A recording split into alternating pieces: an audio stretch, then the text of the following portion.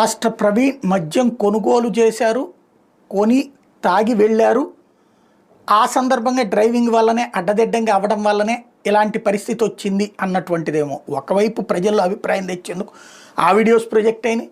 రెండో వైపున వచ్చేటప్పటికినేమో అసలు ఆయనకి తాగుడు అలవాట్లేదు, మద్యం అసలు ఆయన సేవించడు అని చెప్పేటటువంటిది, అసలు హెల్మెట్ పెట్టుకున్నది ఆయన అనడానికి ఏంటి ఆధారం అన్నటువంటిది మరొక వైపున రెండు వాదనలు నడుస్తూ ఉన్నాయి. హెల్మెట్ తీసిన ఫోటో ఎక్కడన్నా ఉందా అన్నటువంటిది, లేదు హెల్మెట్ తీయనన్నాడు అన్నటువంటిది అక్కడ హైవే వాళ్ళు చెప్పుకొచ్చారు, తర్వాతన ఇక్కడ వాళ్ళు చెప్పుకొచ్చారు, ఏది టీస్టాల్ దగ్గర వాళ్ళు చెప్పుకొచ్చారు. ఆయనే ప్రవీణ్ అని మీరు ఎట్లా చెప్తారంటే ఆ ఫోటోలో చూసాం కాబట్టి చెప్తున్నాం అని చెప్తున్నాను.